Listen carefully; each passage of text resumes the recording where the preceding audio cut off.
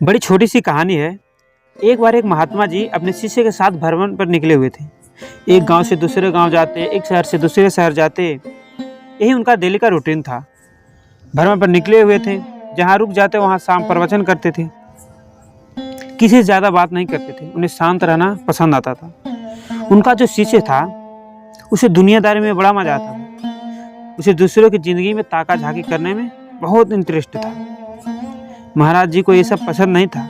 वो ज़्यादा किसी के जीवन में ताका झाकी नहीं करते थे। अपना काम से काम रखते थे और अपने रास्ते चलते थे। वो भ्रमण पर जा रहे थे। यात्रा चल रही थी। एक नदी किनारे से जा रहे थे। उन्होंने देखा कि एक मछुआरा मछली पकड़ रहा है। गुरुजी तो चुपचाप चल रहे थे, मगर शिष्य को देखा नहीं गया। वो दौड़कर मछुआरे के पास गया और उसे अहिंसा का उपदेश देना शुरू कर दिया। तुम्हें हिंसा नहीं करनी चाहिए, तुम गलत कर रहे हो, ये वो समझाना शुरू कर दिया। मछुआरा शुरू में कुछ नहीं बोला, लेकिन जब ये शिष्य ज्ञान पे ज्ञान दिए जा रहा था, तब मछुआरा से रहा नहीं गया। मछुआरा शुरू हो गया, दोनों में बहस शुरू हो गई। मछुआरा बोला, मेरा काम है, मैं कर रहा हूँ, तुम्हें इसमें क्या है, तुम बीच में क्यों आ रहे हो। धीरे धीरे बहस बढ़ती गई और झगड़ा होने लगा। महात्मा जी पीछे पलट कर देखा, शिष्य की आदत उसे मालूम थी। वो दौड़कर गए और उसका हाथ पकड़कर खींचा और बाहर लाया। उसे समझाने लगी, तुम क्यों लजते हो लोगों से। शिष्य ने कहा, देखा नहीं गुरुजी, गलत काम कर रहा है। हम इसे शिक्षा दे रहे हैं, हिंसा नहीं करनी चाहिए, अहिंसा का रास्ता अपनाओ। तो गुरुजी ने कहा, अरे तुम इसे शिक्षा क्यों दे रहे हो, तुम इसके पीछे क्यों पड़े हो। तो शिष्य ने कहा, गुरुजी समझाना पड़ेगा, वरना इसे दंड कोई नहीं दे रहा है। यहाँ का महाराजा ने भी कोई प्रावधान नहीं रखा है कि ऐसे लोगों को दंड देना चाहिए।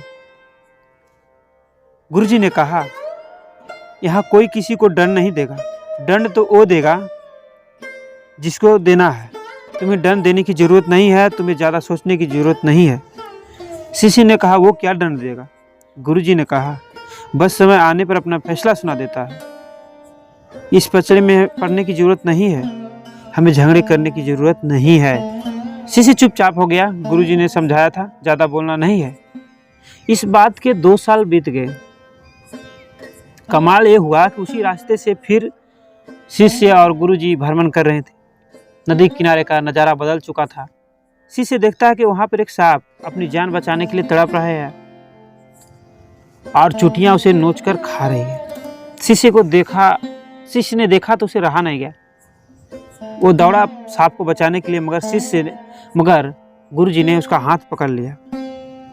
बोलने लगे, नहीं, जो हो रहा है वो होने दो। शिष्य ने कहा, गजब करते हो गुरुजी, जब मैं किसी को अहिंसा करने के सिखाता हूँ उसमें मना करते हैं, मैं किसी का जान बचाने जा रहा हूँ उसमें रोक रहे हो। गुरुजी ने कहा, मैंने कहा था ना, वो अपना फैसला सुनाता है, उसे अपना फैसला सुनाने दो। तुम्हें याद है, आज से 2 साल पहले यहीं से तो निकले थे। ये जो सांप है वो मछुआरा है, इस जन्म में सांप बनकर पैदा हुआ है, और ये मछलियाँ ही है जो चींटी बनी है। ये मछुआरा सांप बनकर अपनी करनी का फल भुगत रहा है। इसे मत रोको, अगर इसे रोकोगे तो इसे दोबारा जन्म लेना पड़ेगा। दोस्तों, ये छोटी सी कहानी हमें बताता है कि अच्छा कर्म करेंगे तो अच्छा फल मिलेगा, बुरा कर्म करेंगे तो बुरा फल मिलेगा। हम कोई भी काम, गलत काम करने से पहले इधर उधर देखते हैं, आगे पीछे देखते हैं, मगर कभी ऊपर वाला नहीं देखते। हमें लगता है कि हमें कोई नहीं देख रहा है, मगर ऊपर वाला हमें ज़रूर देखता है। हमें वो नहीं दिखता है, मगर वो हमें ज़रूर दिखता है। इसलिए अच्छे कर्म करें और अच्छा फल पाएं।